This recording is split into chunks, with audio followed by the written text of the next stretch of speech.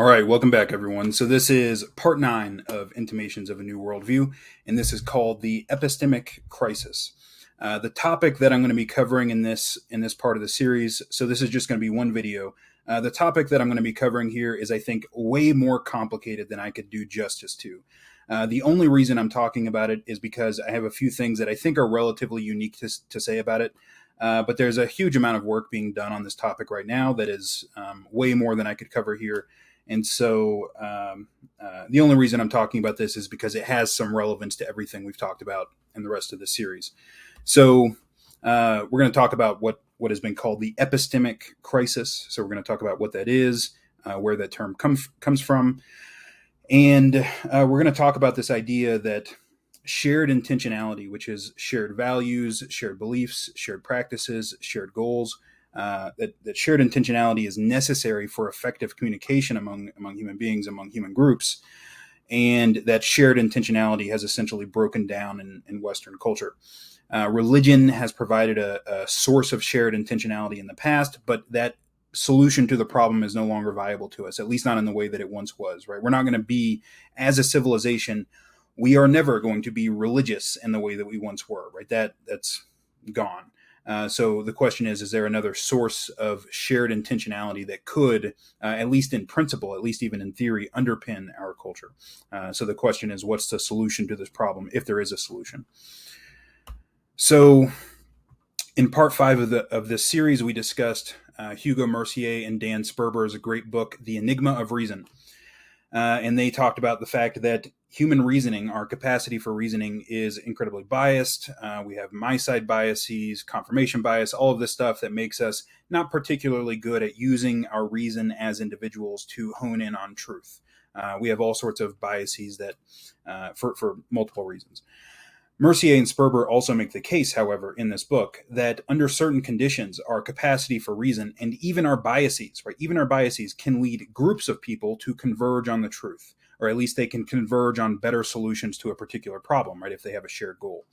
And so they talk about the conditions under which group discussions can be beneficial, and also our reasoning capacity, even our biases, can be beneficial for the pursuit of truth.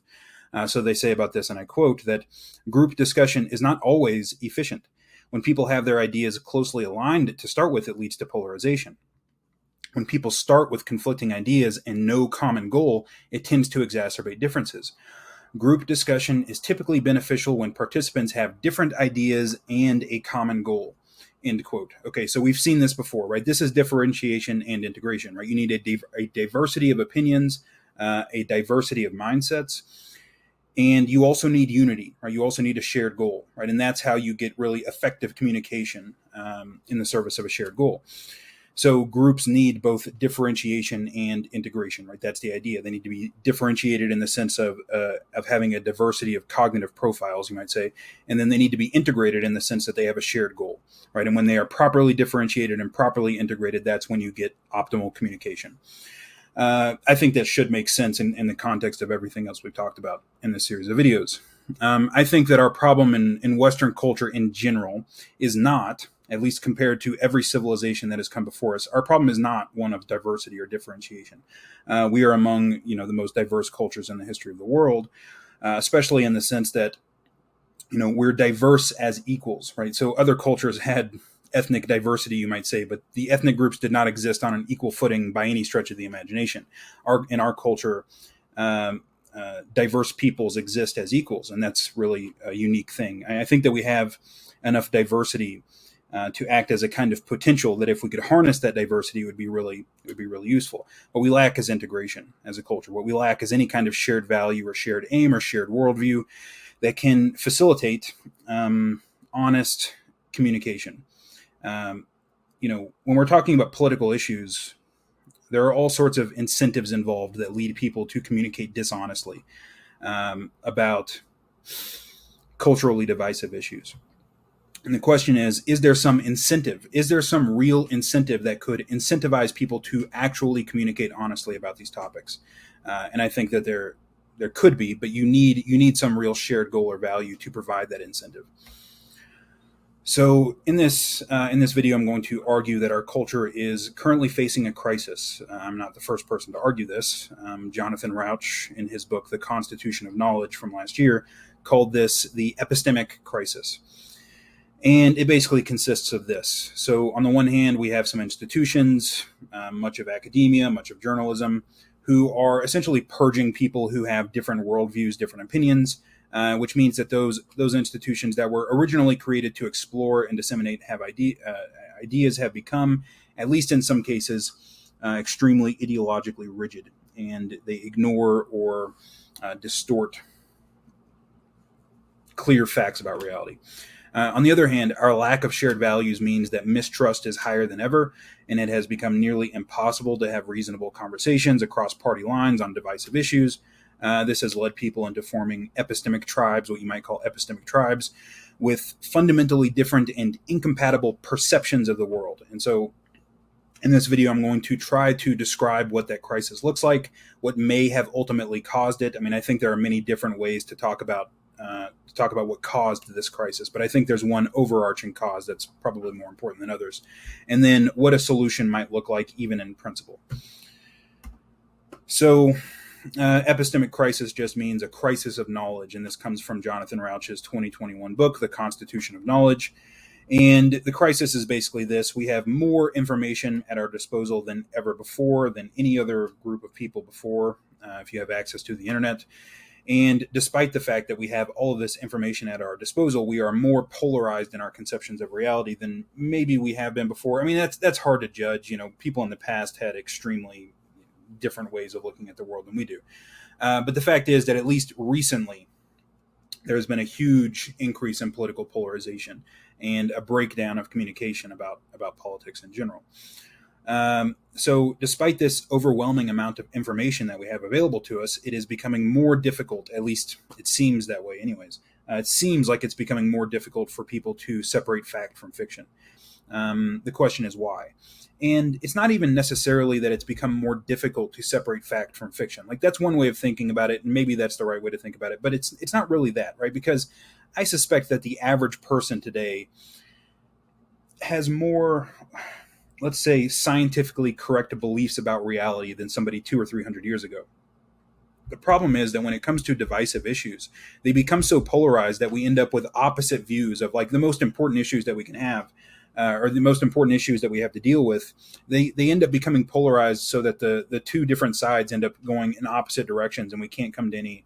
This is going to be a real problem if we have to deal with existential threats, like the very real possibility of human extinction in the next 100 or 200 years. It's a real problem if we can't even talk about the issues openly.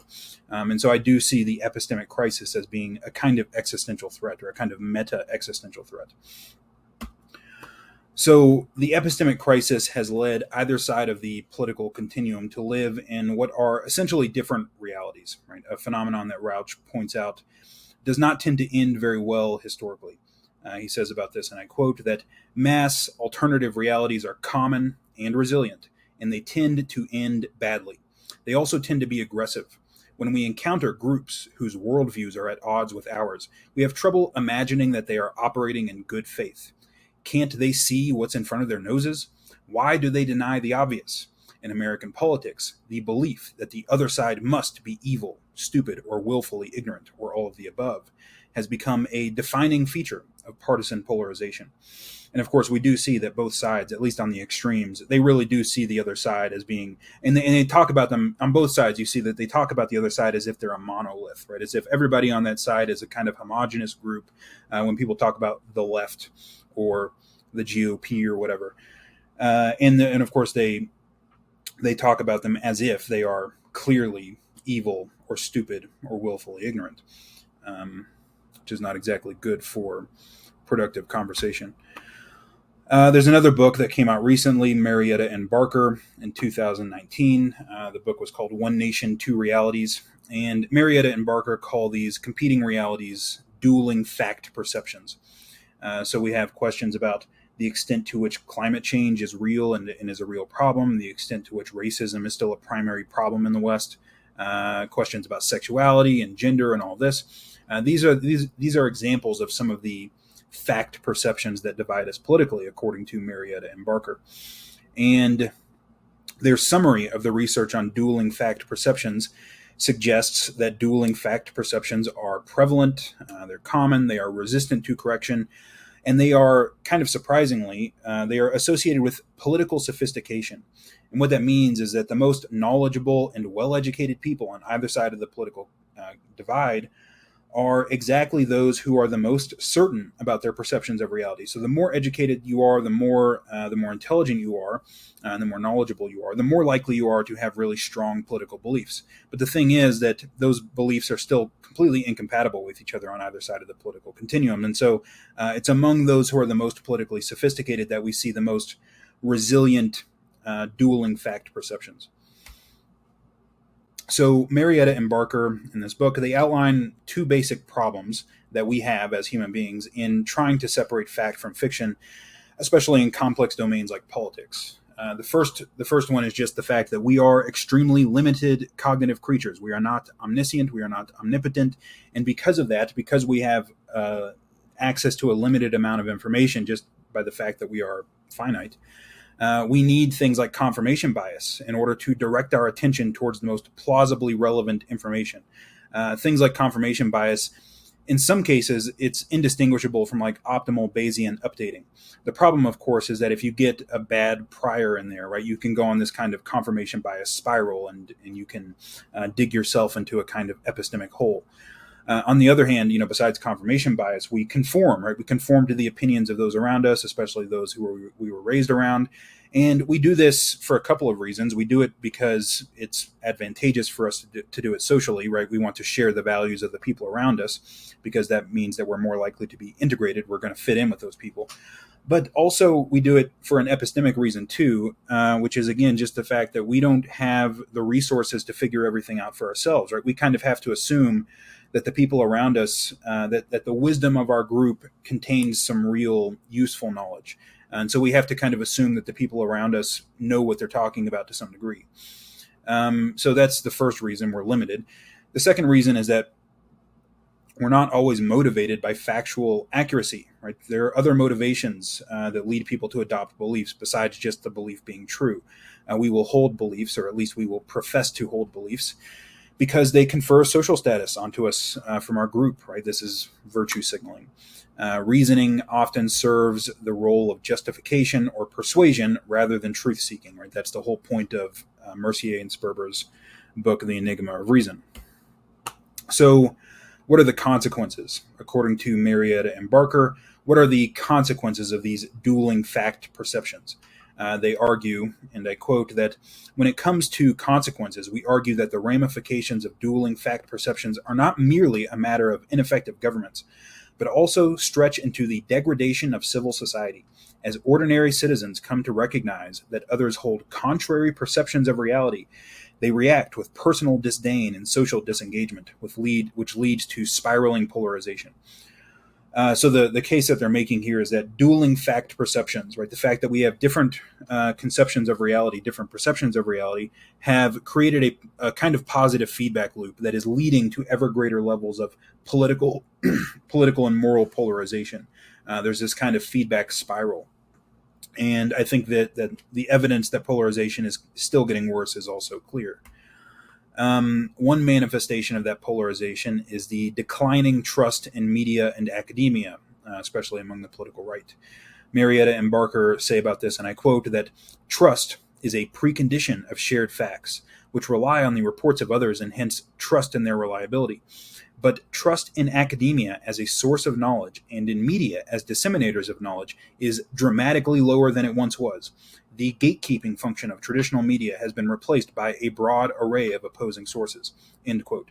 So my trust, personally, in academia and media has gone down tremendously in the last, well, I don't know if I ever really trusted academia or media, but I don't have a lot of trust in certain aspects of academia or media either. And the reason is that I'm not an expert on many things, right? So I have expertise in a few domains. But when I've seen the media cover the domains that I have personal expertise in, what I've seen is bullshit. I've seen just complete and total bullshit. One example of this is the media coverage of Jordan Peterson. because of course I followed the Jordan Peterson story from the very beginning, from 2016, and I've had my criticisms of Jordan. But the way that the media in general, just the mainstream media, the New York Times and so on, covered the Jordan Peterson phenomenon was so completely dishonest and off the wall, right? The accusations were so off the wall and completely dishonest that I pretty much lost a lot of faith. I lost a lot of faith, because that's a topic that I knew a lot. I know what Jordan's opinions are. I know what Jordan's mistakes are even. The association of Jordan Peterson with insult ideology, for example, which the New York Times did, is so blatantly wrong and dishonest that it's impossible to take anything seriously that comes from that author ever again. I think it was Nellie Bowles. Who wrote that. It's impossible to take anything she says seriously ever again, because she got it so wrong. And the fact that she works at the New York Times makes it pretty hard to take the New York Times seriously too. And this is a big problem, right? Because it's not that the New York Times is dishonest in all domains, right? Like there's real journalism that goes on at these major newspapers. It's that there are certain domains where they are morally invested in, that they're so obviously dishonest, it makes it impossible to trust them in anything else either. And so that's a real problem. The decline in trust in media and academia, and by the way, in academia, right, the same thing is true of academia. When it comes to morally charged topics, otherwise rational scientists become essentially stupid. This is topics around gender, race, sex, all of the identities, anything that has to do with any of those identity groups. I wouldn't trust a single thing that comes out of academia, at least mainstream psychology or sociology. All of it is totally corrupt. If you've been around these types of people, you know exactly. Like, sticking your head in the sand is par for the course among academics who study morally and politically charged topics. So we should not have trust in academia or media when it comes to certain topics. And this is a big problem. It's a big problem because our institutions of knowledge, like, we rely on them. We really rely on them to separate signal from noise in the world. And if we can't trust them culturally, it's a big problem. And this decline in trust has occurred mainly on the political right for obvious reasons. The obvious reason is that academia and media are infested with left-wing ideologues, right? Like, everybody knows this, who's not themselves a left-wing ideologue. The Gallup report of 32% of Americans who expressed trust in media in 2016 is really divided between 51% of Democrats and only 14% of Republicans. A similar partisan divide characterizes trust in academia. Gallup reported in 2017 that while 56% of self-identified Democrats expressed confidence in colleges and universities, only 33% of Republicans did so. Among Republicans who expressed low confidence, the most cited reason was too liberal or political, which of course, that's correct. It's undoubtedly the case that mainstream academia and media have become more partisan and left-wing over the last 30 years or so, so the increasing mistrust by the political right isn't surprising, and it's not unwarranted either. The problem with it, of course, is that without those institutions, right, without relying on those institutions, you run into, you can spiral in the direction of complete insanity, right, which is what happened, as far as I'm concerned, in my humble opinion, is largely what happened around vaccines. So we had vaccines, one side of the political aisle turned into little totalitarians who wanted to, basically put everybody on permanent house arrest. And the other side of the political aisle thought that vaccines were causing your skin to be magnetized and were like, microchips from Bill Gates or something. So in their book, Marietta and Barker review some of the hypotheses about the underlying causes of these dueling fact perceptions. And so they ask, are these dueling fact perceptions driven by differences in political leadership? So, for example, is it like Mitch McConnell who's driving the Republicans to have these dueling fact perceptions about climate change? Or is it Alexandria Ocasio-Cortez driving Democrats to have different perceptions about the causes of poverty or whatever? And they suggest that this is largely not the case. Could it be that these dueling fact perceptions are driven by differences in social identity, so race or gender or sexuality and things like that? Of course, these things are correlated, but they argue that it's unlikely that these are really the main causal factor involved. Are they driven by media consumption? And this would especially be true of conservative media consumption. Liberal media is a little bit more heterogeneous. Far and away the most popular conservative media news source is Fox News. And what Fox News says has, what pundits on Fox News say has a clear effect on the political discourse. So that's clearly a factor.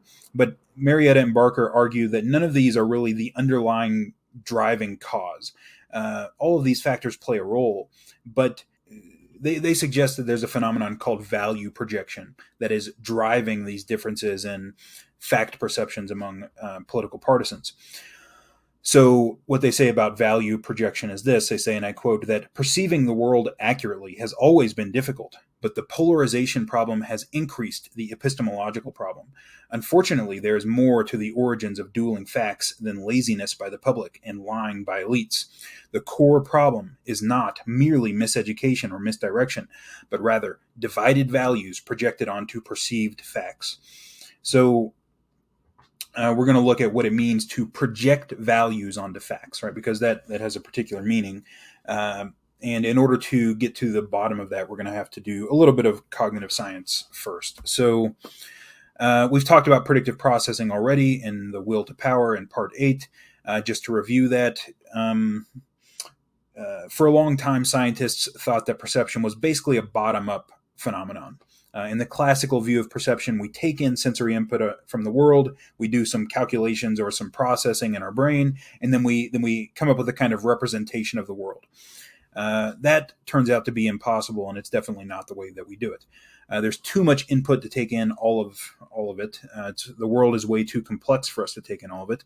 So we have to very selectively take in only that portion of the input which is relevant to us. Well, this is relevance realization. This means that in addition to taking in sensory input from the bottom up, there must be a top-down component of perception, which is the prediction, right? Which is our value projection, let's say. This top-down component allows us to direct our attention towards relevant sensory input. The importance of this top-down component of perception, I think, was adequately demonstrated by this very famous experiment, the gorilla experiment. I think everybody pretty much knows about this. So the experimenters asked the participants in this experiment to count the number of times that a basketball is passed back and forth on this video. And while the basketball is being passed back and forth, a person in a gorilla suit walks into the middle of the screen. They look at the camera, they beat their chest a few times, and then they walk away. And most people who do this do not notice the gorilla. So if you ask them, did anything weird happen while you were counting the basketballs, they have no idea that a gorilla walked into the middle of the screen and beat its chest and then walked off. Why don't they see the gorilla? Right, that's the question. And the reason they don't see the gorilla essentially is because the gorilla is irrelevant to their current aim. Right, they have the aim of counting the basketball bounces. And because the gorilla walking into the middle of the screen has absolutely no bearing on that, we simply don't notice it. Right, it's not relevant to our current aim, and therefore we just don't perceive it. So this is one example of a widespread phenomenon in which we only see things that are relevant to our aims or values. You see this with change blindness as well. People don't notice changes in things unless the change is relevant to their goals. And so aims or values, they act as a kind of top-down filter on perception, right? We filter out everything that's irrelevant, right? We just don't even notice it. We don't even pay any attention to it. Even if it's something that's like really blatantly obvious, which we would definitely notice if we looked again, right? Like a person beating their chest in a gorilla suit, right? Like we should notice that, but we don't, simply because it's irrelevant. So the gorilla experiment is just one demonstration of this idea that your perceptions of the world are largely determined by your aims or your values or your predictions. The projection of values onto perceptions, Marietta and Barker suggest, is what underlies dueling fact perceptions. It's what drives dueling fact perceptions. They say, and I quote about this, that polarized core values associated with declining trust in consensus authority and the replacement with trust in value-laden social groups lead to the projection of preferred values onto perceived facts. And so people have different values, right? People just, largely by their temperament, they often have different values. And those values largely determine how they perceive the world. And I want to be clear about this. It's not that people see what they want to see, right? People say that sometimes, that people see what they want to see. That's not right, right? It's not right. People don't see the world that they want to see. and they don't see the world that they expect to see. What they see is the world in terms of what is relevant to their values. So, for example, if you're somebody who leans libertarian or leans towards classical liberalism, right, you really value liberty and autonomy, right? You value personal autonomy. And if you're somebody who is like that, you're very likely to see a world, right? When you look at the world, what you're going to see is a world in which people's autonomy and people's liberty is being violated constantly, right? Because that's what you care about.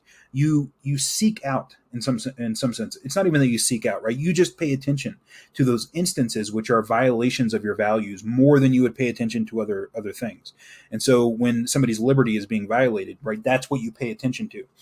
If you're somebody who values equality, right, which is quite different, I think, from liberty. You're somebody who sort of leans naturally towards progressivism. You're very likely to see a very different world from the classical liberal person, right? Whereas the classical liberal person sees a world that is full of violations of people's individual liberty and autonomy. What you're likely to see is a world that is filled with rampant inequality and dangerous inequality, right? So you're more likely to see a world in which inequality is a rampant problem because that's what draws your attention. And so our values determine the aspects of the world that we pay attention to. And because we only pay attention to those aspects of the world that are relevant to our values, the worldview that we build up from that is going to look very different depending on what your values are. If you're somebody who values equality, and your world is going to look very different to you. The world is going to look very different to you than somebody who values liberty or autonomy, because you're going to seek out different sources of media. You're going to pay attention to different stories, pay attention to different intellectual endeavors. All of that, right? All of that is going to be downstream of your values. And so it is in that sense that we project our values onto the world, and then we perceive the world in light of the values that we already hold. And when that process is unchecked, right, if there's nothing there to check that process, it can just spiral into groups of people with different temperaments, basically having radically different views of what the world is like. So Marietta and Barker provide empirical evidence that values, so for example, Jonathan Haidt's 5 moral foundations as they're measured, values are a more consistent predictor of beliefs about contested issues than is media consumption or social identity or party affiliation. So if you ask somebody about their values, that's going to be more important than whether or not they watch Fox News or even whether they're a Republican or Democrat or independent. Marietta and Barker say, and I quote, that across a range of perceived realities over several years, employing different measures, it appears that values are independently predictive of perceptions. The value projection mechanism is indeed value-specific, rather than just a projection of more generalized ideological affect or partisan identity. Specific values are related to specific fact perceptions in predictable ways. This is the case regardless of whether we conceptualize values as political, personal, or moral constructs. And it's true even after accounting for partisan identity, gender and racial identity consciousness, external leadership, including exposure to partisan media, ideology, and demographics. End quote. And so they make the case, and I think they make it convincingly enough for me that it is that really dueling fact perceptions are fundamentally driven by differences in values. And so we might ask then, what are these value differences that are dividing us epistemologically? So Marietta and Barker's conclusion that values are the main driver of polarization is not original to them. They offer a lot, I think, of novel empirical evidence for it. I think they do a really good job of reviewing the evidence for it. But it's not original to them. Jonathan Haidt made essentially the same claim in his 2012 book, The Righteous Mind. Haidt's research suggests that the most sacred value for progressives is to care for the perceived victims of oppression. And the most sacred value for social conservatives is to preserve the institutions and traditions that are perceived as sustaining a moral community. And the most sacred value for classical liberals or libertarians is to protect individual liberty. And so we see a world that is relevant to those values, right? If you're somebody who's temperamentally progressive, you're much more likely to see oppression everywhere. If you're somebody who is temperamentally conservative, right, you're going to see people. You're much more likely to see a world in which people are inappropriately violating social norms and social traditions that should not be messed with. If you're somebody who's a classical liberal or a libertarian, you're much more likely to see a world where people's rights are being violated. So I'm going to give an example of this. So there was an Atlantic article from last year which demonstrates how some people on the political right live in a very different reality than most other people, including me. The article comments on the text messages that were shared between Ginny Thomas, who is the wife of Supreme Court Justice Clarence Thomas, and Donald Trump's chief of staff, Mark Meadows. Okay, so these are not like nobodies. Okay, Ginny Thomas is the wife of a Supreme Court justice, and then we're talking about Donald Trump's chief of staff. Their text messages show that they are both fully convinced, or at least they claim to be fully convinced, that Trump was robbed of the presidency by a corrupt election through a vast conspiracy. Right? Thomas believed that what she called the Biden crime family and ballot fraud co-conspirators were being arrested and detained for ballot fraud before being shipped to Guantanamo Bay for military tribunals. So this is the wife of a Supreme Court justice who literally believes this. She believed that Joe Biden and the left were attempting the greatest heist of our history. Now, I use this example simply because these are not idiots, right? Like I'm very sure now Ginny Thomas may not be an intelligent person. I have no idea. But I'm very sure that she's not, somebody who's like incapable of getting through life in a relatively successful way. She may not be an intellectual, right? But I wouldn't say that she's a stupid person. And the chief of staff of Donald Trump's administration is also not an idiot. He may be an idiot in some ways, but he's not generally a stupid person, right? You don't get to that kind of position being stupid. And yet they clearly believe things that I would regard as extremely silly to believe that the Biden, crime family was trying to steal the election. Most of the people in charge of counting the ballots were Republicans, or at least a large number of them were. Whatever. We're not going to get into that. If you think that the election was stolen, you and I are on such different wavelengths about this stuff that we might as well not even talk about it. The election was no more stolen last time than it was any other time, any other election. In one of the texts commenting on this, Meadows said that this is a fight of good versus evil, and evil always looks like the victor until the King of Kings triumphs. So that is the chief of staff. Right? The chief of staff says that the election, which was stolen from Donald Trump, is a fight of good versus evil, and the victor is going to be the King of Kings. I assume he's talking about Jesus there. So Jesus is on the side of Donald Trump, which I don't know why that makes sense.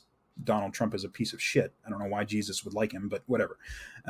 So the King of Kings is going to. This is the way that a person at the highest level of government is talking about the world. We live in different worlds, right? I live in a different world from this person, from these people, right? I live in a very different world, and many other people do. So this is what we're talking about, right? Many people live in a different world than I do, and than other people do, and they live in a world in which Donald Trump is not an obvious buffoon, right? Like, to me, when I look at Donald Trump, I see somebody who's clearly a piece of shit and a buffoon. What they see is somebody who is like a quasi-religious figure, right? They see a quasi-religious figure, right? It's good versus evil, and the King of Kings is on his side. Okay, we live in very different realities, right? Like, we might as well be different species at this point. So as Haidt says about this kind of thing, morality binds and blinds, right? It binds us into ideological teams that fight each other as if the fate of the world depended on winning each battle. It blinds us to the fact that each team is composed of good people who have something important to say. Not everybody is a good person with something important to say, but I would say that large moral tribes, they all have a point, right? Even if they're relatively poor at expressing it, there is a point to be made. We have different moral values, right? And this leads us to have literally different perceptions of reality and conceptions of reality. And these different conceptions of reality lead us to mistrust each other, right? Because we don't trust people who misperceive reality, right? If somebody thinks that Donald Trump is in any way related to the King of Kings, or is like, good versus evil, it's going to be very hard for me to trust this person, right? Because I think that they're delusional, right? I really do think that that's a kind of collective delusion. And so it's going to be very hard for me to trust somebody who holds that belief. But similarly, if you're somebody who's on that, let's say, who has that kind of worldview, it's going to be very hard for you to trust somebody like me, right? Because I am open about the fact that I think Donald Trump is obviously a piece of shit and a buffoon. Right? But if you're somebody who thinks that he's like a quasi-religious figure, it's going to be very hard for you to trust somebody like me, because you look at Donald Trump, apparently, and I see people who do this, so I know what I mean. They look at Donald Trump and they see their savior, right? And I look at Donald Trump and I see a piece of shit. And so we live in different worlds, and it's going to be very hard for us to trust each other as long as that's the case. And so we can ask, what are the consequences of this for our spiraling polarization, and what can we do about it, if anything? So Marietta and Barker have a pretty pessimistic conclusion about this. They say, and I quote, that when presented with various attempts to alter or correct their perceptions, little effect has been found on citizens' entrenched fact perceptions in our polarized society. And confirming the expectations of the more pessimistic researchers, education and political knowledge are employed most often to increase the tight connection between predispositions and perceptions, with the result that more informed and sophisticated citizens are more divided rather than closer to consensus. So being intelligent, that's the end of the quote, being intelligent, being well informed about politics, does not make you better at coming to the truth about the matter, right? All it does is make you better at arguing for your own position. At least that's the implication of this. Now, I disagree with them about something important here, because they say that giving people more information and more education does not reduce polarization, and it does not reduce dueling fact perceptions, and often it makes it worse. I think that's only half true. We'll talk about that more in just a second. So if it were the case that dueling fact perceptions were primarily caused by partisan leadership or by dishonest media outlets, then they might be easy to change, right? This is why this is a pessimistic stance, because the fact that these things come from values, come from our deep-seated values about the world, that means that they're not going to be easy to change. It's very difficult to change people's fundamental values. And this leads us to the question of, how is it that people ever get along at all, right? Because presumably, people have always had temperamental differences which lead them to having different values. So how is it that cultures or groups ever successfully solve the epistemic problem? So I'm going to put forward an answer to this question. It's not my answer, really. Really, it's Michael Tomasello's answer. But in order to answer this question, we're going to have to back up a little bit and return to a discussion of the problem of relevance realization and why this is such a deep epistemological problem. So earlier in this series of videos, we talked about how realizing what is relevant, this problem of relevance realization, of ignoring all of the irrelevant aspects of the world, is the primary cognitive problem. We can think about it as really one of the fundamental cognitive or perceptual problems that we have to solve. And we discussed the process of relevance realization as it has been characterized by John Vervaeke and his colleagues, which involves these opponent processing relationships for the pursuit of efficiency on the one hand and the pursuit of resiliency on the other, leading to self-organized criticality and so on. And so that's how that process manifests within us as individuals. And that process is what makes cognition possible for all complex organisms. That would be the idea anyways. Humans have some other tricks, let's say, for realizing relevance that aren't purely individualistic, you might say. So Sloman and Fernbach, in their 2017 book, The Knowledge Illusion, argue, essentially what they're arguing in this book is that we outsource much of our relevance realization to other people. We outsource it to our culture, our peer group, our institutions, and so on, simply because the problem is far too complicated for us to solve on our own. The fact is that most people, even people with very strong opinions about these things, do not have detailed knowledge about issues like climate change or how poverty and wealth are created or how medical science works. We necessarily rely, all of us, no matter how smart you are, right? I don't care how smart you are. You can't know that much about almost anything. And so we have to rely on institutions to inform us about these things, or better yet, to just deal with them so we don't even have to think about them, right? There's a huge amount of extremely important infrastructure that goes on behind the scenes that makes our world possible that virtually nobody has any clue how any of it works, right? And that's all well and good. It allows us to essentially ignore almost everything and focus on things that are more important, at least for us, more important for us. So when it does come to complex issues that we actually have opinions about, the evidence suggests that people do not typically dispassionately analyze the evidence and come to some unbiased conclusion, right? This is just not how it works. Giving people more information about these kinds of topics typically does very little to change their mind, at least in the kinds of experiments that have been done in this literature. Scientific attitudes, so this is what Sloman and Fernbach say about this. They say scientific attitudes are not based on a rational evaluation of evidence, and therefore providing information does not change them. Attitudes are determined instead by a host of contextual and cultural factors that make them largely immune to change. So I think that's kind of true and kind of not true. So the thing is that in these experiments that they're doing, the kind of information that they're giving people is extremely shallow just by necessity, because in the context of an hour-long experiment, there's not much you can do. I mean, you can only give people a certain amount of information. And generally what they do is give people basically like a list of factoids or a little article to read about climate change or whatever. The problem is that is not the kind of information that really changes people's minds.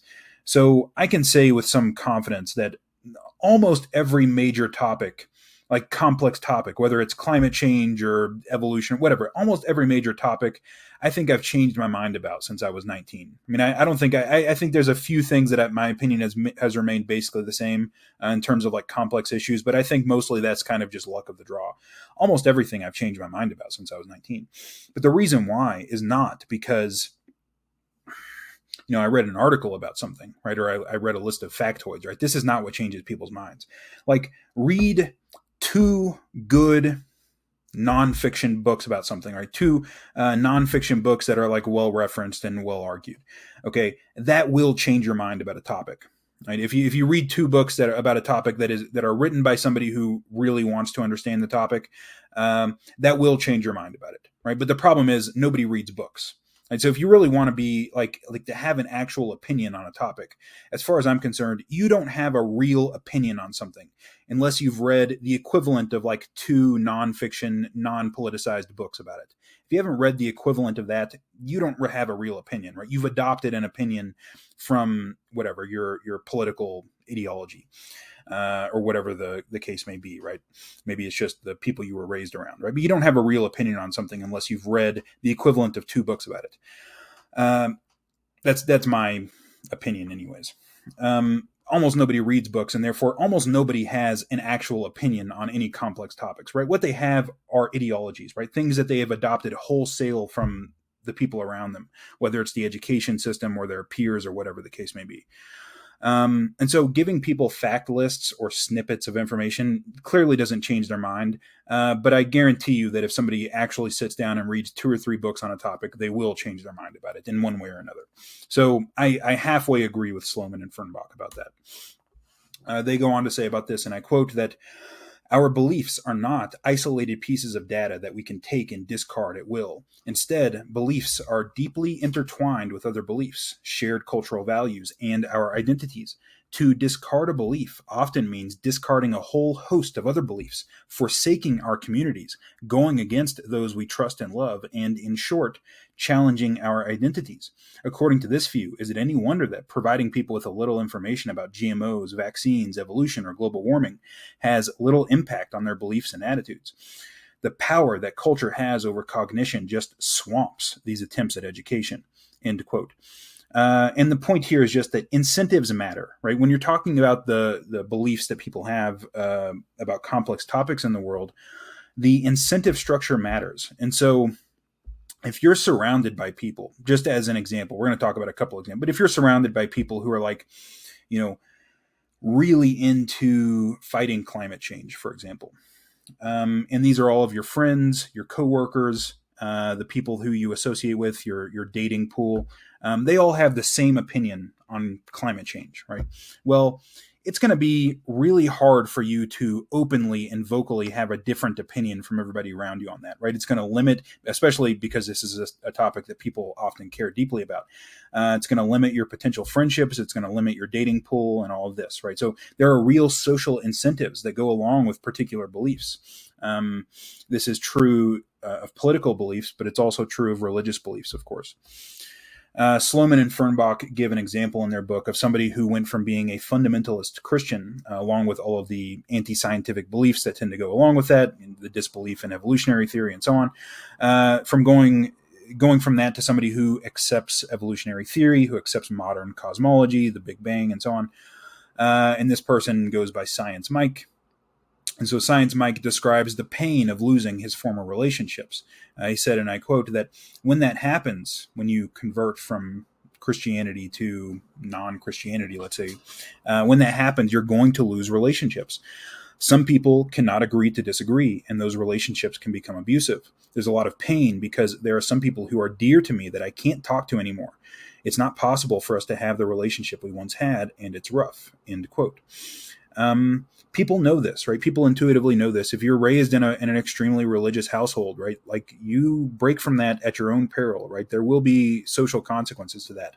And the same thing is true if you're around people who are homogenous in their political ideologies as well. Sloman and Fernbach comment on this, and they say that, and I quote, that this is the power of culture. Our beliefs are not our own. They are shared with our community, and this makes them really hard to change, end quote. And this is a really important point.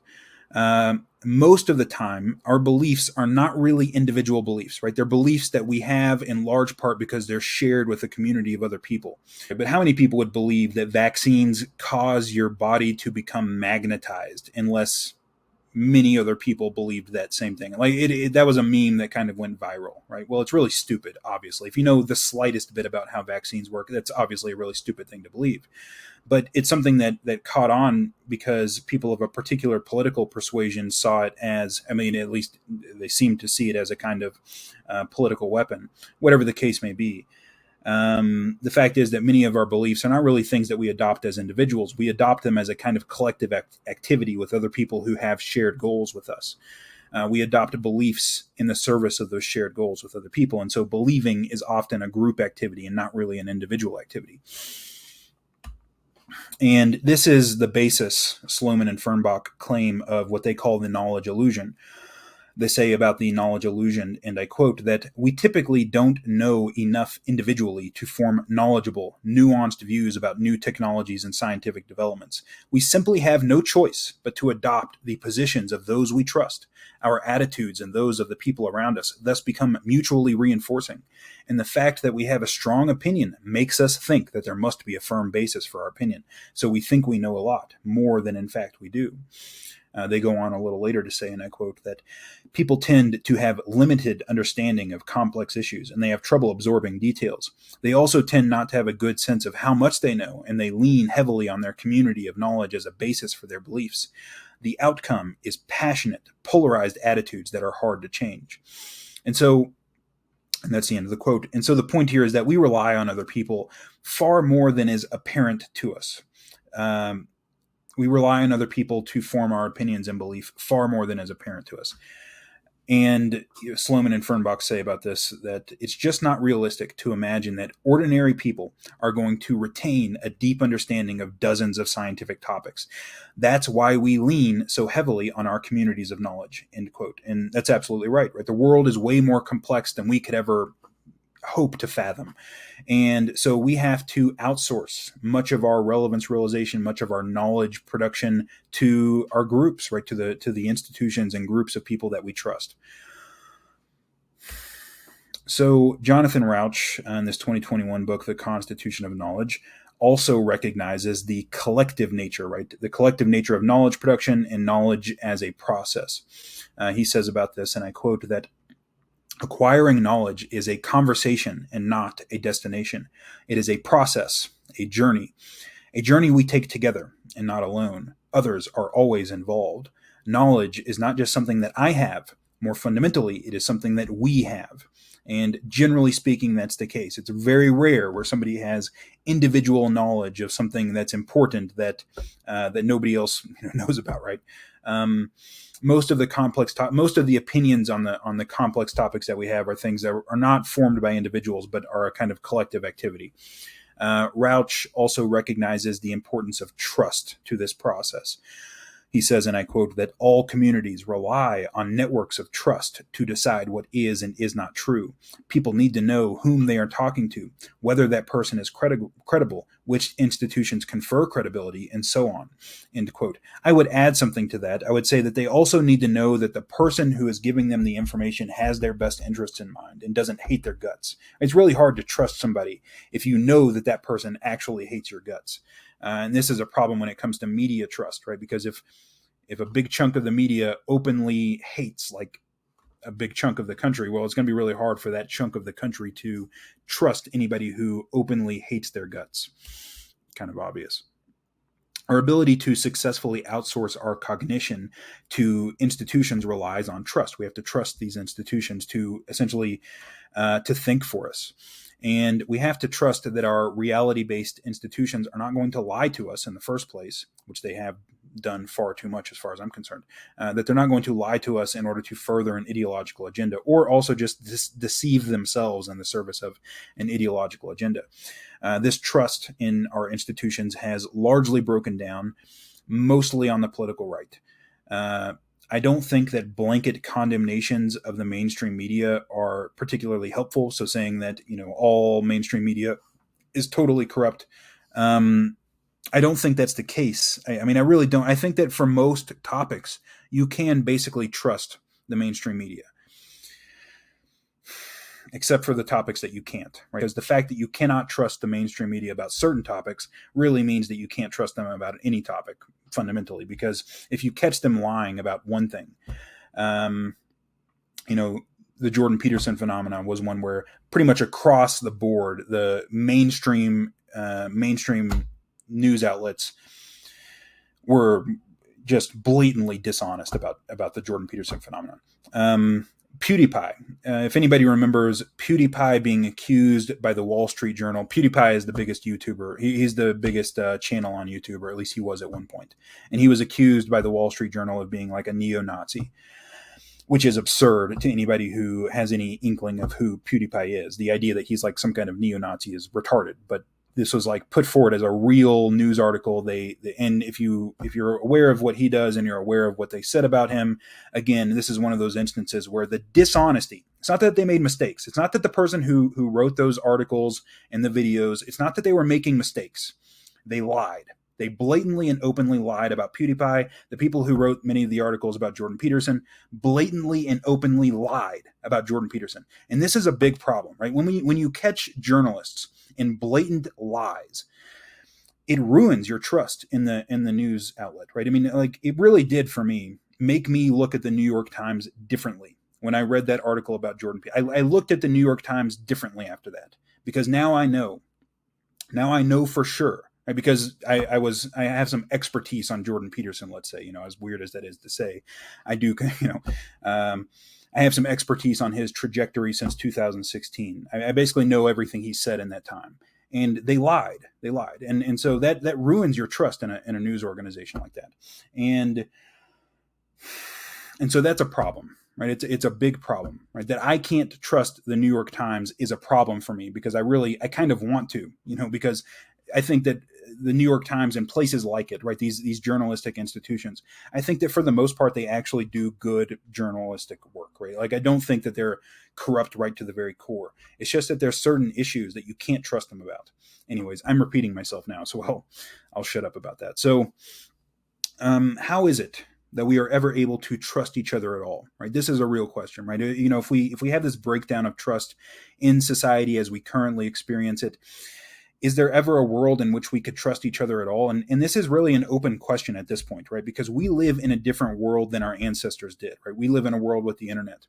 And that means that the flow of information is just, we've opened the floodgates. And so there are no more gatekeepers, really, in terms of gatekeeping news or gatekeeping information. And so it is really an open question as to whether or not we can solve this problem. And I'm going to put forward a hypothesis in this video about, or let's say, I guess it would be a hypothesis about a potential solution to the problem. But I would say that it is still largely an open question because we're in an evolutionarily novel situation.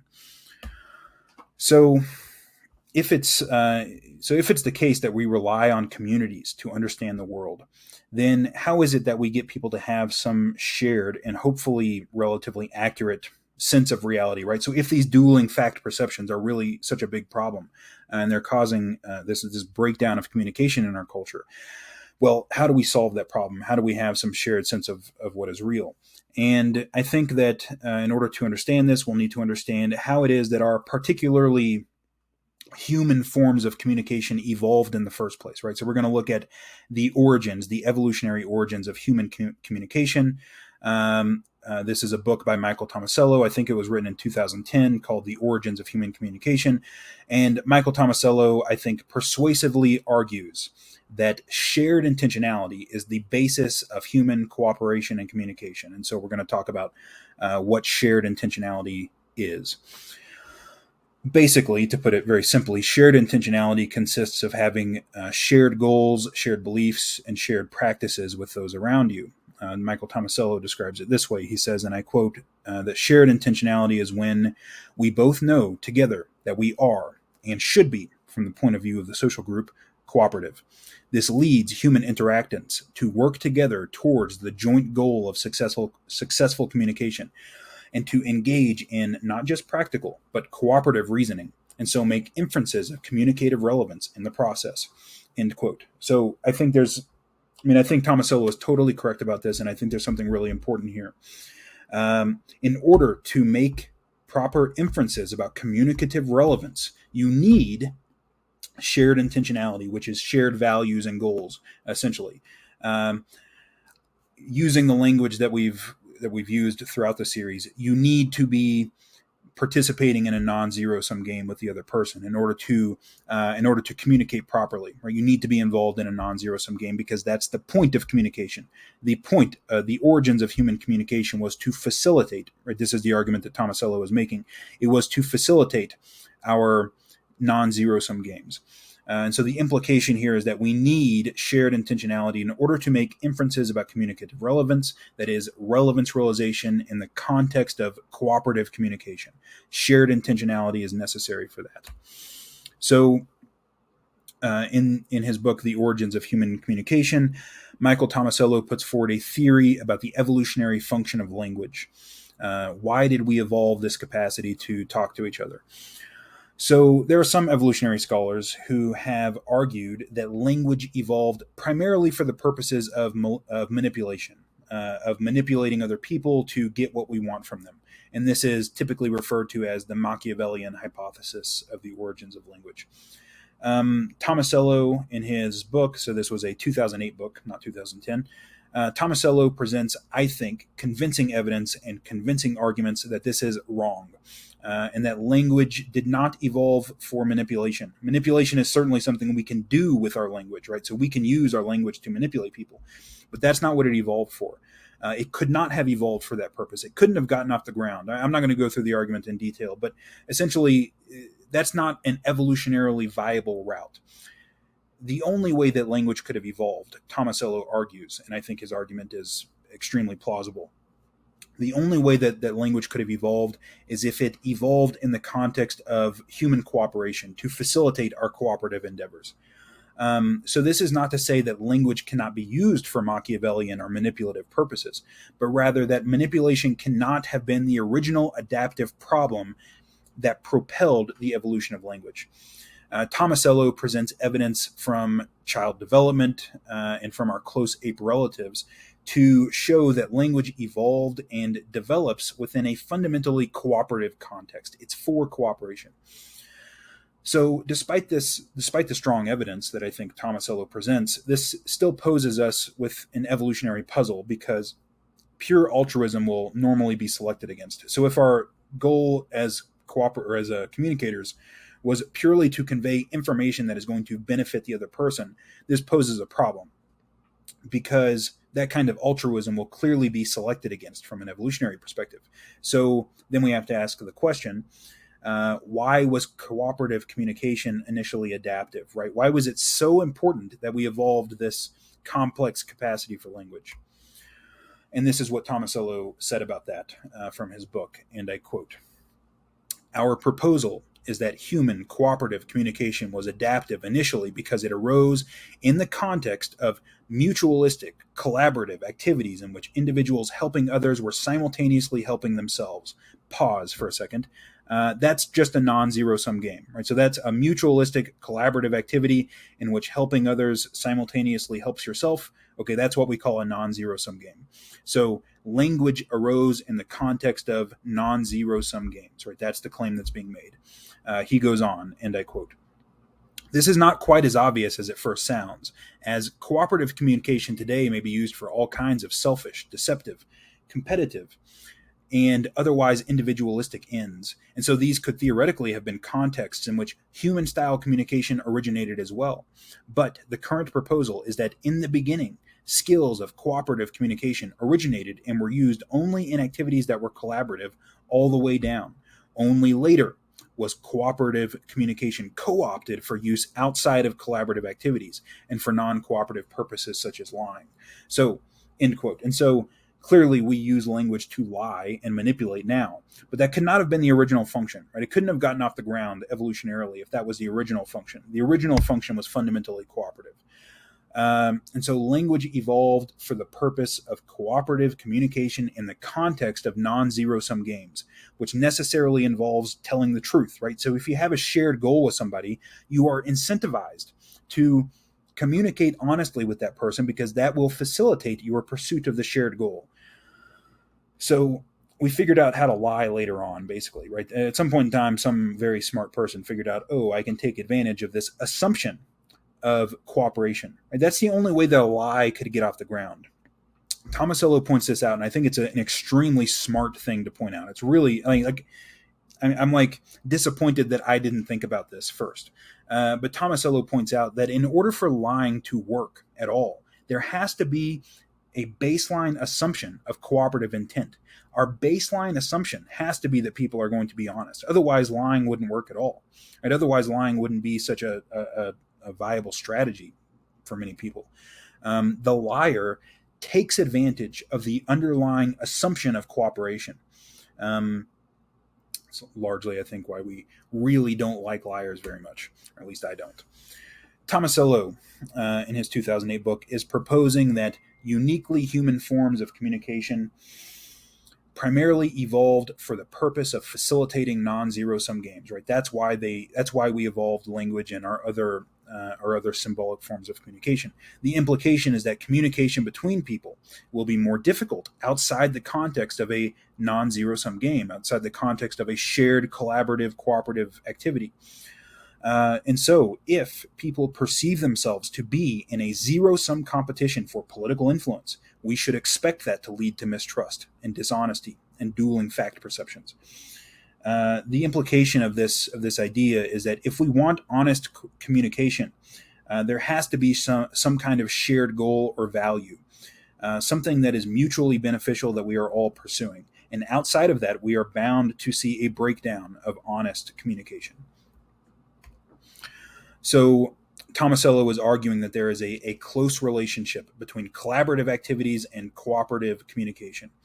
So the implication of this is that people are going to care about telling the truth to the extent that they are engaged in non-zero sum games with the people around them. Now, that's not the only factor involved. There are other reasons not to lie or other reasons to tell the truth. But that's going to be a main driving factor for the general cooperative communication or the honest communication of groups of people, is whether or not they are engaged in a non-zero sum game.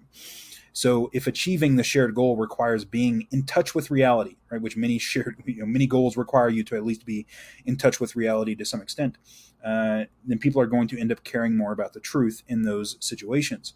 It's about incentives, right? If the incentive to communicate honestly is there, people will communicate honestly. As soon as you take the incentive away, that honest communication often breaks down.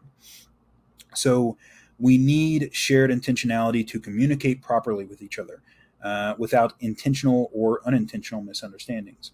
And so then the question that we have now, if we accept this idea that having shared intentionality, right, cooperative, collaborative endeavors facilitates honest communication, then the question is, what provides a culture with this kind of common ground, right? What facilitates this kind of shared intentionality?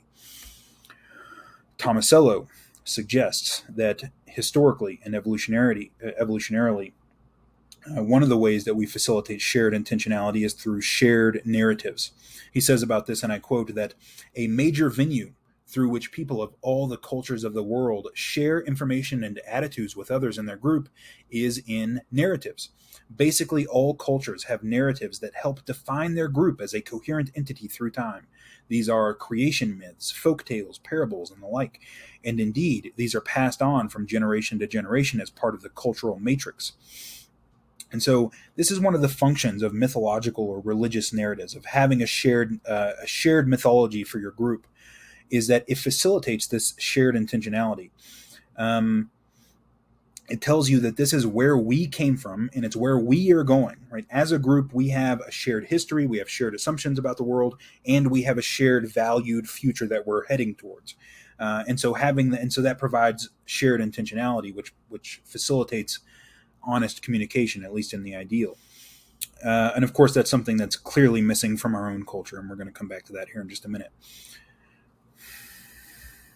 So in part 5, we discussed some of the biases of reasoning, right? We discussed the Enigma of Reason by Mercier and Sperber, and some of the ways in which we are biased in our individual reasoning, including the very common my side bias.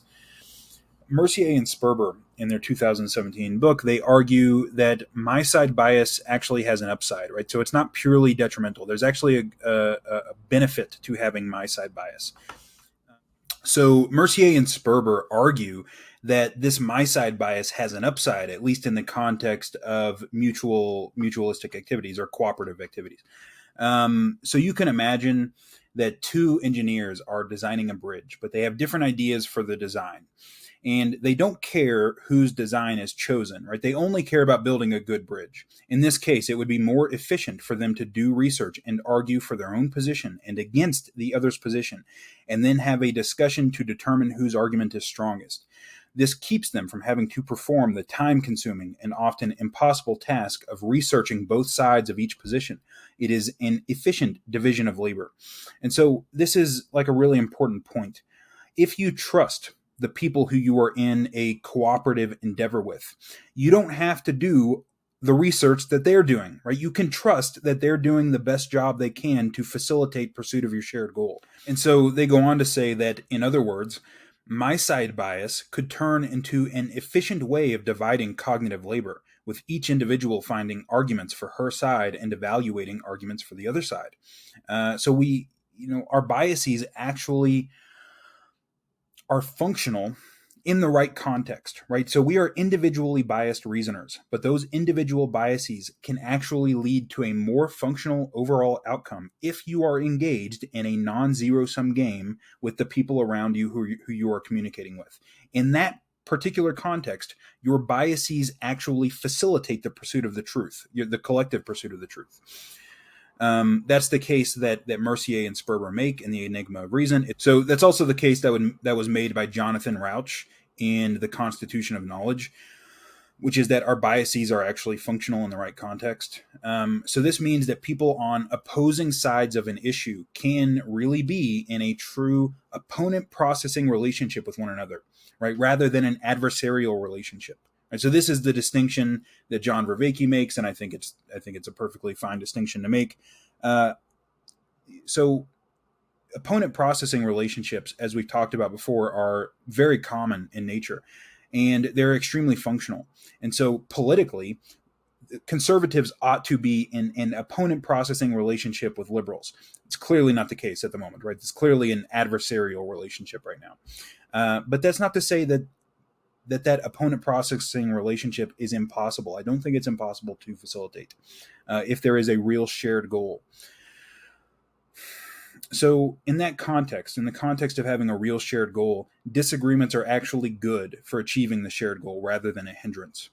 Um, this kind of opponent processing relationship, which could potentially exist between political parties, in my opinion, in the right context, requires shared intentionality, right? It requires shared intentionality, which is exactly what is lacking and our in our political discourse, oftentimes our scientific discourse, in our cultural discourse in general, right? The culture war is a reflection of the lack of any kind of shared values or shared assumptions about the world.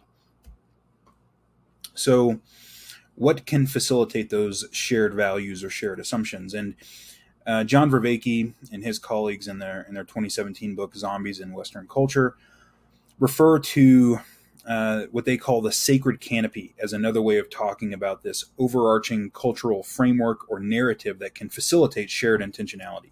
They don't use the term shared intentionality, but I think it's very clear that this is what they're talking about. Fairly recently in Western culture, we essentially could all play the shared game of Christianity. Right? So Christianity was like our sacred canopy that, even though we have our differences temperamentally, right, we can see each other as all being on the same team in some sense because we're all Christians. And so Vervaeke and colleagues put it this way. They said, and I quote, that for much of our recent past, we in the West lived all under the canopy of Christendom. However varied or populated our society was, other human beings always offered a degree of predictability as long as they identified as Christians. And so, we talked earlier about how groups function optimally when they are both differentiated and integrated. Well, in our recent past in the Western world, a few hundred years ago, let's say, maybe a little bit longer, we'll say 1,000 years ago, we were very integrated in many ways, right? So, clearly, there was wars and things like that going on, but we all shared some fundamental assumptions about the world, and that facilitated a kind of integration within the Western world. At this point, that integration is totally broken down. And we have a great amount of diversity of ideas in the Western world, but essentially no unity at all. And the kind of unity that we once had, which was facilitated by Christianity, is, as far as I'm concerned, it's gone and it's not coming back, at least in the way that we once had it. So what is the sacred canopy? From one perspective, it provides the condition for large-scale shared intentionality. That is, it provides a set of shared aims, shared beliefs, shared practices, and so on. And that means that a sacred canopy, in the way that John Vervaeke and colleagues are using the term, is necessary for productive communication and cooperation, at least at a large scale. The sacred canopy of Christianity is gone. And, I know that there's a lot of Christians probably listening to this who won't like me saying that. I've gotten pushback from Christians about this before, but you're delusional, man. If you think that that Christianity as it's currently practiced within churches is ever going to have the kind of cultural influence it once did, I think that you're kind of you're deluded a little bit. It's gone. That way of looking at the world, that way of seeing the world, will never be the foundation of Western culture again. I'm very confident about that. Our thought leaders, do not think like that anymore, including, myself and people who share a similar worldview as me. We don't think in that way anymore, and we can't because it's clearly outdated. And so we're not going back to Christianity in the way that, at least in the form that it once occupied the Western mind. So we should ask the question then, what can replace that sacred canopy of Christianity, if anything? And of course, there's no guarantee that it can be replaced, but if anything can replace it, what can? We kind of need to figure that out. So to summarize what we've talked about up to this point, I would suggest that we are in the midst of what Jonathan Rauch has called an epistemic crisis, or a crisis of knowledge. It's also been called a crisis of sense-making. Many people have lost trust in our knowledge-producing institutions, resulting in what Marietta and Barker call dueling fact perceptions, and these dueling fact perceptions are largely driven by differences in values. The death of God, right, what Nietzsche called the death of God, led to a loss of the sacred canopy of Christianity that included shared values, which allowed for the kind of shared intentionality that can facilitate, at least in principle, honest communication. The loss of an overarching shared value structure is, I would suggest, directly related to our current epistemic crisis and to our current political polarization. The underlying causes are obviously more complicated than that, and there's all sorts of proximate causes. But what I would suggest is that all of the proximate causes, or at least many of the proximate causes, can be traced back to the fact that we don't have a shared worldview, right? We don't have any kind of shared intentionality within our culture, and therefore it should be expected that we can't communicate honestly with each other. So we can't go back to traditional religion. It's no longer viable to us, at least to many of us. And we still need some way to facilitate shared intentionality in order to cooperatively communicate about important issues. And as far as I'm concerned, if we don't solve this problem, Western civilization as we know it is not going to last. I mean, I don't know, I'm certainly not going to predict that there's a particular deadline, but we cannot continue going down this road forever.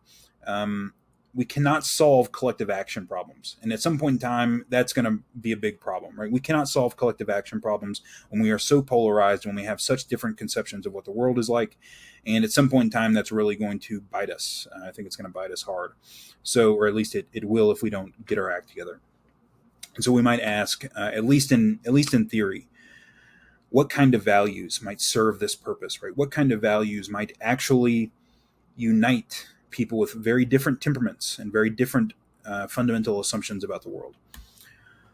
So, of course, we're going to talk about politics here, and I've been talking about politics. And I said before in this series, I said in part 5 somewhere that I'm not interested in politics. And that's true. It's true. I generally don't talk about politics. I rarely talk about political issues at all. And the reason I don't talk about political issues is not because I don't think political issues are important. Political issues are clearly important, right? Whether or not the United States goes to war or something like that, right? Like, obviously, that's an important issue, or our support of Ukraine and all of this stuff. Those are clearly important issues. My unwillingness to engage in political discourse is not because I don't think it's important. It's because I think that current political discourse is too stupid to engage in, right? It's too stupid. And that may sound really arrogant, and I don't care, right? Like, read any political speeches are typically written at about a 3rd grade reading level. They consist almost entirely of empty platitudes and rhetorical devices. So you'll see a lot of political platitudes about equality and justice, blah blah blah, and then you'll see a lot of repetition. Political speeches are stupid, right? Political speeches are literally stupid. I would never read one of these for information purposes, right? They're meant to evoke emotional reactions in people who aren't very well informed, right? That's what they're for. The blatant stupidity of politics is a necessary consequence of democracy. It's a consequence of universal suffrage. And this is something that I'm probably going to offend people saying that, but whatever. It's just democracy is an extremely new phenomenon, and we have no clue what the long-term consequences of it are. And the fact is, most people are not educated enough to have real political conversations, right? If you are a politician, you must engage in this kind of performative stupidity in order to get elected, right? You have to give your speeches for example, you have to give them at a 3rd grade reading level, because that's what's going to get you elected. Okay, so I don't care about any of that, right? I'm not interested in being popular, right? But if you want to be popular as a politician, right, that's what you have to do. You have to do these, give these speeches and things where mostly it's just platitudes and rhetorical devices, right? There's very little content involved, because that's not what people want. People want to feel things, right? And you don't make people feel things by actually having complex discussions. So I'm not very optimistic about the long-term future of democracy in the Western world. Regardless of that,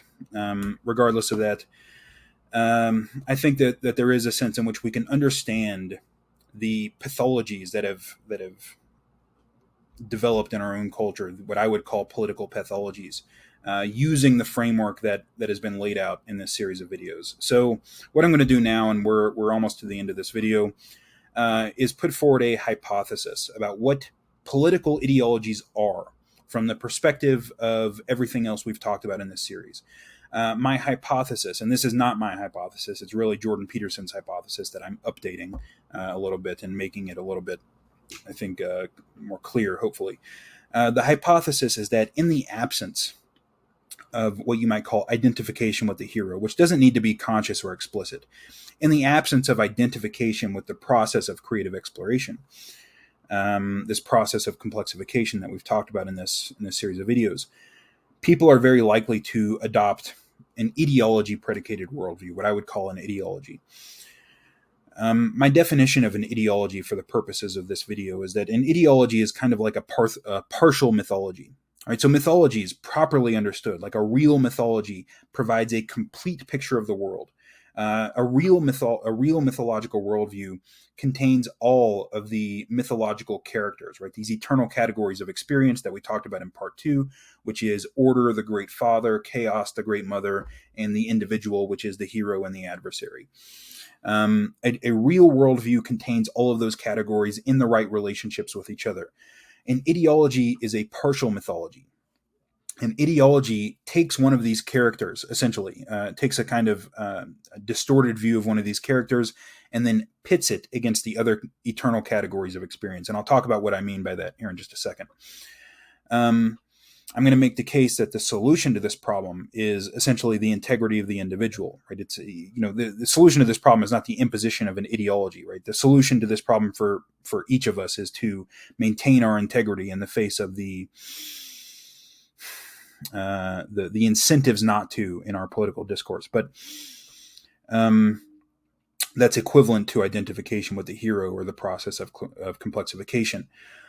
And I'm going to make the case that properly understood, that facilitating this process, that is facilitating the process of creative exploration, the process of identifying with the mythological hero, this process of complexification, facilitating that process in individuals can provide a source of shared values.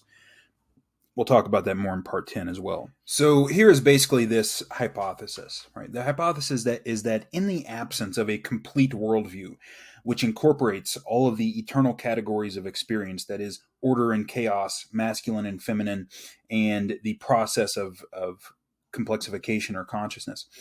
Without a worldview that incorporates all of these and their proper relations to each other, people naturally fall towards what you might call the worship of partial mythologies in the form of pseudo-religious political ideologies. What I would suggest is that the complete worldview that has all of the constituent elements of experience provides a kind of first-pass overview of what the world is like. Right? We talked about this in part 2. It's a generalization, right? It's a creative, imaginative generalization of the world as a forum for action, right? That's what the mythological worldview is in some sense. And I tried to make it fully scientific. I mean, I think successfully, but maybe I'm a little biased. But anyway, I think that worldview provides a kind of general first pass overview of what the world is like, which can, to some degree, inoculate you against pseudo-religious political ideologies. So you have order and culture on the one hand, which is masculine, protective, and tyrannical, which is mentor and tyrant. Chaos or nature, which is feminine, which is creative and destructive, which is both benevolent and terrible. Consciousness or the individual, which takes the form of both the hero and the adversary. And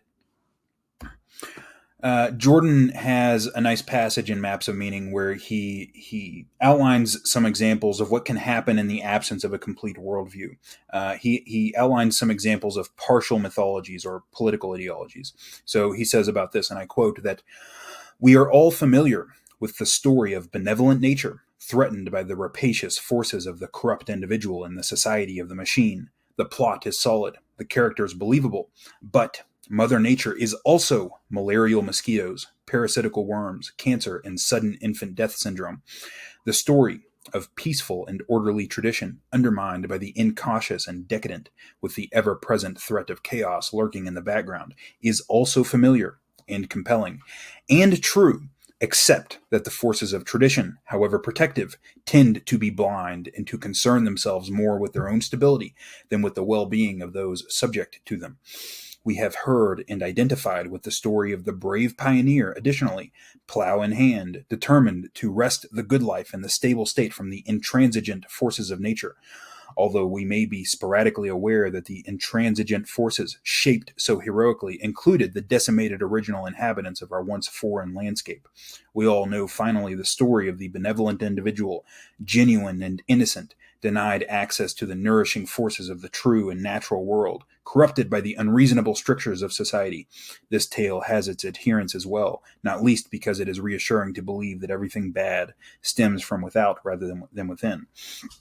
End quote. And so what we see here are examples of partial mythologies.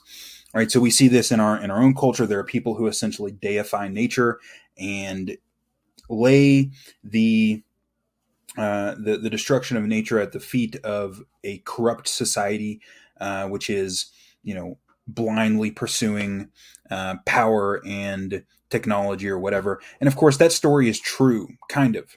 But, nature is not so benevolent, right? Like, actually, partly what we're doing is just trying to survive in the world and be maybe a little bit comfortable and not suffer so much before we die. And in the process of doing that, like, yeah, we disrupt nature a little bit, but nature has kind of disrupted us too. And I'm not making excuses for the destruction of the rainforest, for example. Like, that's a terrible thing. It's terrible what's happening. But we have to understand that, like, our degradation of nature is driven in large part by the fact that nature is so hostile towards us, right? So, like, let's not be too hard on ourselves.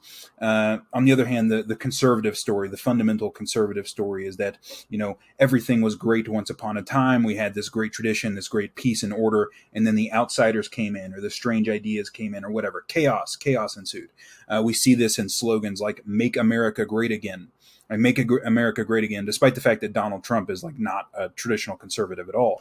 That's a perfect conservative slogan, right? Because it harkens to our benevolent past from which we have deviated because of the chaos of outsiders, build the wall, and all this. That's the fundamental conservative ideology. The other one, the next one I would say, is kind of like the libertarian ideology, right? It's like the individual. The brave, pioneering individual who is, the explorer and the hero and all of this. Well, yeah, kind of, except for, we kind of know what happens when brave, exploring individuals come into contact with other groups, right? They tend to just sort of conquer them and enslave them and so on. Individuals are adversarial as well as benevolent. And so the point here is just that we can adopt partial mythologies, and these take the form of pseudo-religious political ideologies. Jordan goes on to say that, and I quote, that these stories are all ideologies, and there are many more of them. Ideologies tell only part of the story, but they tell that part as if it were complete. This means that they do not take into account vast domains of the world. It is incautious to act in the world as if only a set of its constituent elements exist. The ignored elements conspire, so to speak, as a consequence of their repression, and make their existence known inevitably in some undesirable manner. My contention about this is essentially that understanding the basic structure of reality as it manifests in experience, as it manifests as as the world as a form for action, mythologically, but also as I've laid out scientifically as well, in terms of self-organized criticality and the fact that being poised at the border between order and chaos is really the optimal place to be. Understanding that basic structure, I think, helps to avoid capture by these pseudo-religious ideologies, because it helps you to see how they are incomplete and the constituent elements of reality that they are missing in their incompleteness. And so as some examples of this, of course, these are two ideologies which are often pitted against each other, but there are more ideologies besides these. This is what I would call the cult of the Great Mother and the cult of the Great Father, and they're kind of opposites. And we see these in Western culture, right? We see these kind of battling it out in the history of Western culture. The cult of the Great Mother is essentially that nature is good, nature is benevolent, and culture and society are nothing but bad, right? So this is Rousseau.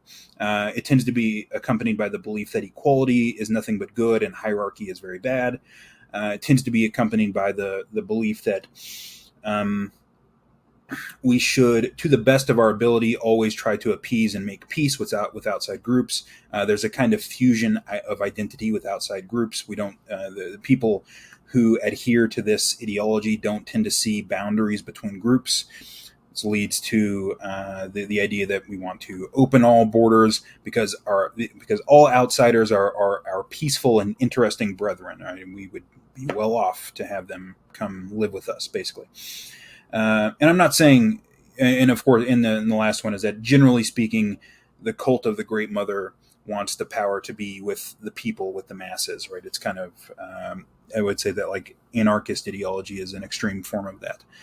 And it's not like these things aren't true in some sense, right? Like it is true that society and culture have degraded nature. And it is true that hierarchies can become corrupt and rigid. It is true that oftentimes being a war hawk is a terrible thing. And it is true that oftentimes outsiders are peaceful and interesting. The opposite is also true, though, right? Because not all outsiders are peaceful and interesting. Appeasement is certainly not always the right way to go, and we saw that in the beginnings of World War II. The pursuit of absolute equality is absolutely destructive to a society, right? I mean, there's communism and anarchism and so on. That's what the pursuit of equality, taken to its logical conclusion, looks like, and it looks like genocide in the extreme examples, because that is what happens in those societies that pursue equality as the highest good. They always commit genocide, right? Whether it's China or Russia or Mao or whatever, or Pol Pot. The cult of the Great Father, right, is quite different, right? Culture is good and nature is bad, right? This is Hobbes to Rousseau. Generally speaking, although in Western culture, nobody says that hierarchy is good, at least not within mainstream politics, because we're so egalitarian in our fundamental outlook. But generally speaking, the cult of the Great Father, the current hierarchy is good, and the pursuit of equality is driven by envy and resentment and all of this. The idea is that you want to carry a big stick and use it. You want to maintain clear boundaries between groups. You want to build the walls, keep outsiders out because they're basically barbarians at the gates. They have diseases and all this. And generally speaking, with the cult of the Great Father, you see power being given to a single man, right? A big man figure. So I would suggest that we see these ideologies take form in our own culture. So I talked in part 5 about the complete takeover of higher education by this very stupid and pernicious ideology of diversity, equity, and inclusion, and all of this. This little cult that has grown up within academia. I think this is essentially the cult of the Great Mother, where, of course, they never say it explicitly, but the implicit goal is to create a generation of young people who are victimized, effeminate, quivering weaklings who will gladly adhere to your stupid ideology. On the other hand, we have the cult of what you might call the Great Father. Now, I would never attribute to Trump the title of the Great Father, but the point here is that we see this religion that has grown up within conservatism, what you might call conservatism in the Western world, within the last, since Trump has been around. It is essentially a religion at this point, right? I mean, interacting with like hardcore Trump supporters is like interacting with a religious zealot, right? They're zealots, right? And when they look at Trump, they see this quasi-religious figure, and I see this very obvious piece of shit.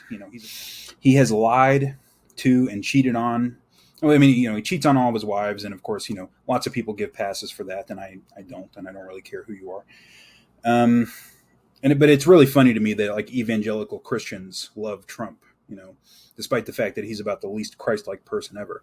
But every word out of his mouth is a lie. He's a schoolyard bully and so on. Human beings are groupish creatures, and in the modern world, we find ourselves in an increasingly atomized society. The ties that have binded us together in the past no longer do that, right? Our religious ties, our familial ties, the communities around us, we don't have these things like we have in the past. For most of human history, our groups were the people that we lived with and hunted with and dated and so on, right? We knew these people from the time that we were young, and we grew up around the same people who we would be adults with, and that's simply no longer the case. We formed groups for the most part based on a shared genetic history and a shared culture, but we don't have that at this point.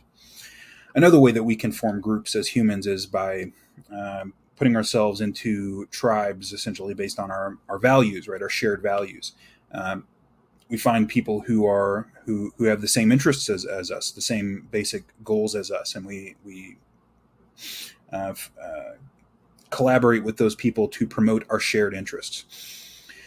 Because people with similar temperaments tend to have similar values, these groups of people who have shared interests tend to become more homogenous over time. I think that's just the inevitable conclusion of separating yourself into groups based on shared values. Right, you're going to become more temperamentally homogenous, and of course that's a big problem, right? Because you can spiral into a kind of group insanity. Because if you excommunicate, if you exclude everybody who is temperamentally different from you, if you exclude everybody who has different values from you, you're not going to have anybody to tell you when you're being an idiot, right? Like you've excluded all the people who would be willing to tell you when you're doing or saying something really stupid. And so these groups, right? The groups become stupid. They have to. If you exclude everybody who's different from you in a group, if you exclude everybody who has different values from you, the inevitable conclusion of that is that your group is going to become more stupid over time. It can't do anything else because all of the people who could check the ways in which you are stupid as an individual, and because we're all stupid in some ways as individuals, like everybody, I don't care how smart you are.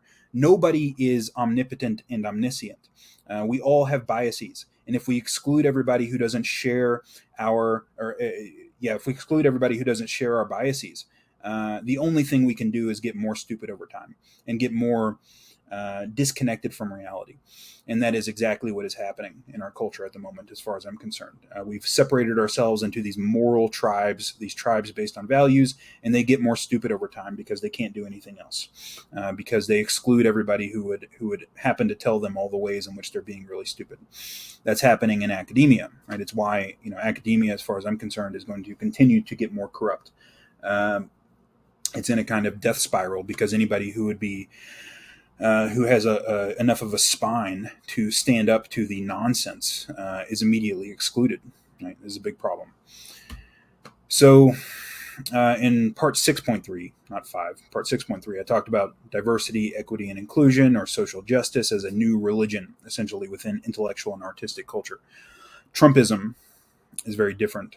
It's definitely not an intellectual movement, right? So diversity, equity, and inclusion, the social justice, like that's a real intellectual movement. Most of the people who are thought leaders within that movement are academics.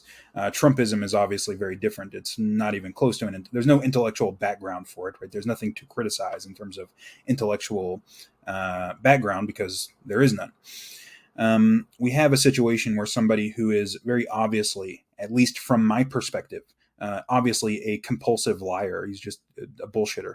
In addition to being a narcissistic and abusive piece of shit, is being worshipped essentially by millions of Americans, including, strangely enough and hypocritically enough, many evangelical Christians who want him to be, for the second time, the most powerful man in the world. And the only question that I have in the face of this is like, what the fuck is going on? When I look at this guy, I mean, this is really, and it's been this way from the beginning for me. I mean, I look at this guy and I see a schoolyard bully who's a fucking asshole. I mean, it's just, and I don't understand what people see when they look at Trump. What do you see when you look at this guy that makes you like him? He has no redeeming qualities to me. Is it just the fact that he's like rich? He's rich, he's got a lot of money, and that means you like him? Or is it his personality? If you like him for his personality, I have serious reservations about you. So I don't know. And this is an open question for me. I don't know what the fuck is going on. I have no clue why so many people are drawn to this guy. It really does kind of blow my mind. I was wrong about the 2016 election. I mean, I really thought there was no way in hell that Trump was going to win, and I was surprised. I was surprised and extremely disappointed. And I'm not saying that Hillary should have won. Hillary's a piece of shit too. Okay, there are no good guys in politics. But I mean, I was really surprised that Trump won the primaries and all of this, and disappointed because I didn't think that people were that fucking retarded. I really didn't, but I was wrong.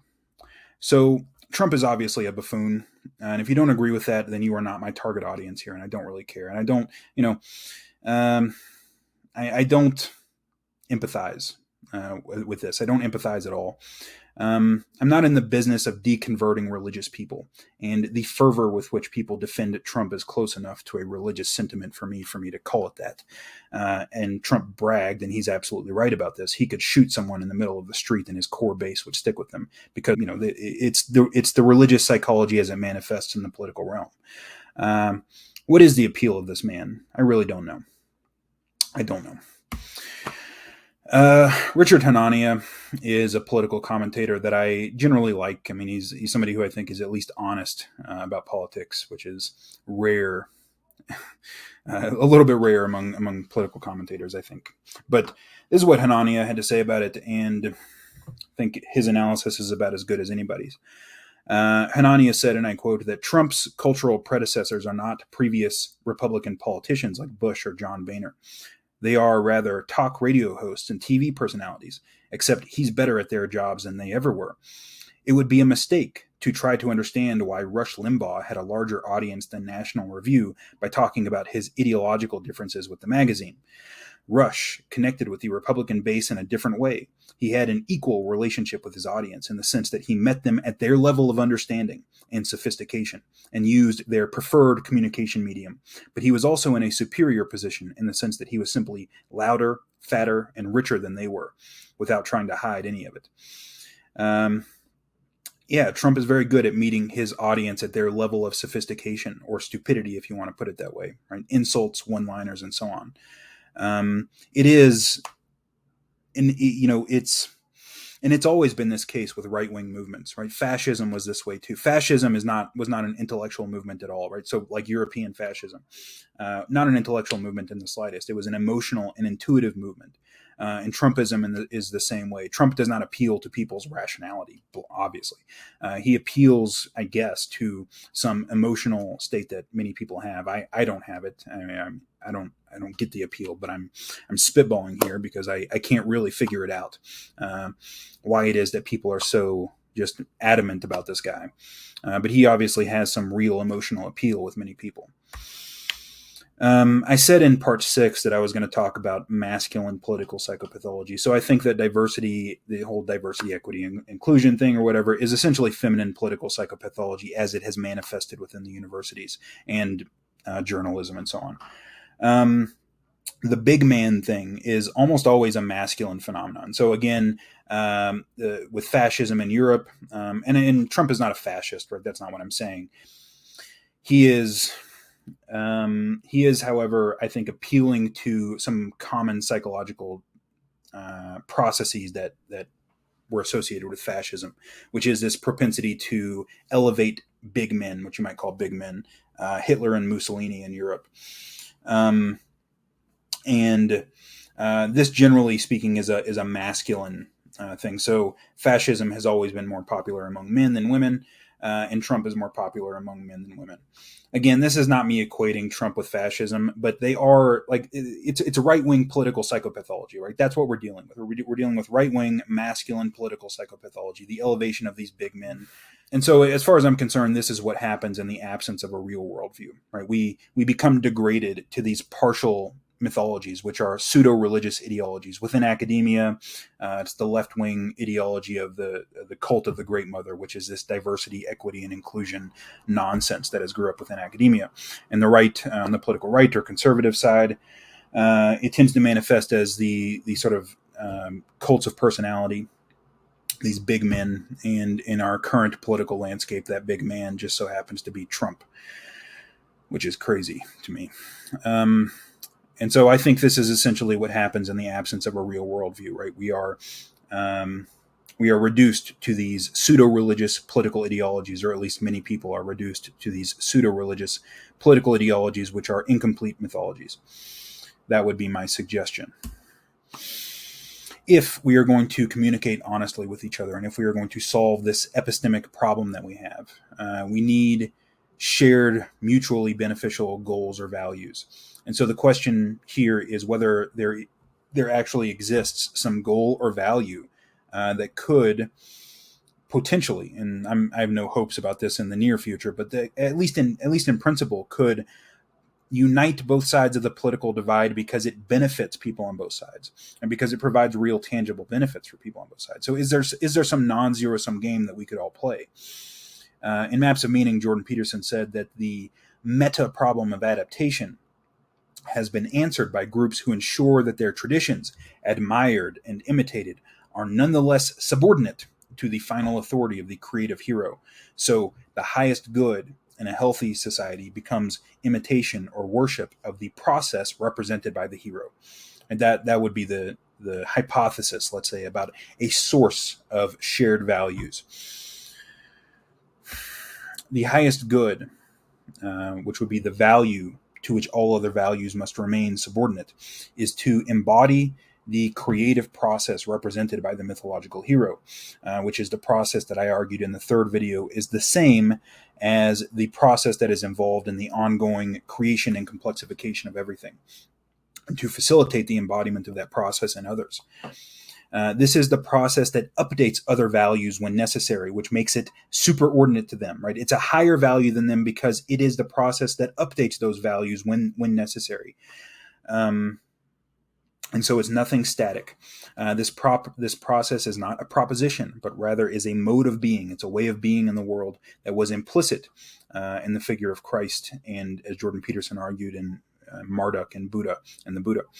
It was made more explicit by Jordan Peterson in Maps of Meaning, and John Vervaeke in his theory of relevance realization, and others.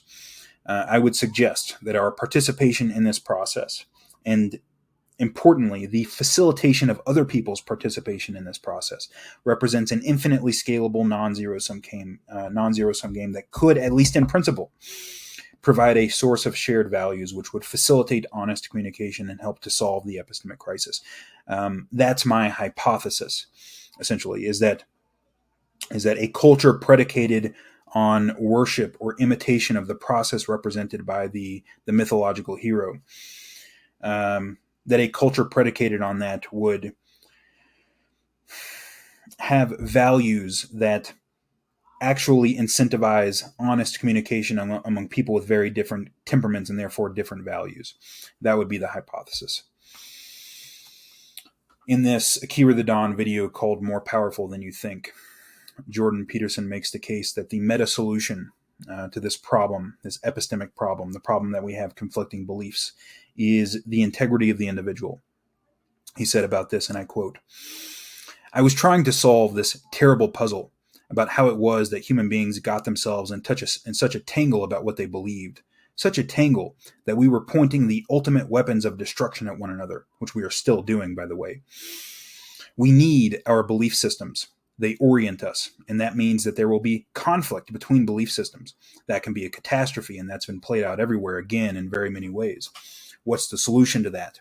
Well, one possibility is that there is no solution. It's just mayhem all the way around. That could be the case. But it seemed to me, as I delved into it, that the proper solution to that was to live properly as an individual. You are more powerful than you think. Aim at the highest good. Tool yourself into something that can attain it, and go out there and manifest that in the world. And if you do that, it won't be small."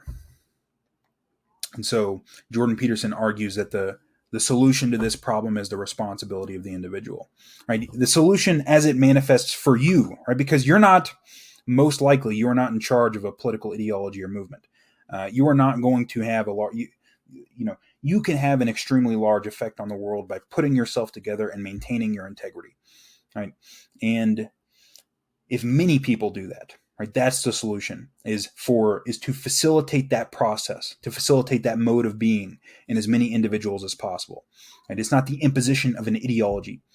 Rather, it is the facilitation of a process of development or complexification within as many individuals as possible. I would suggest that is the meta solution to our epistemic crisis.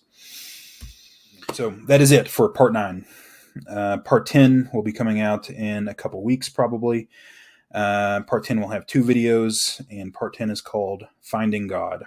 So I hope to see you there. I hope this has been useful to you in some way.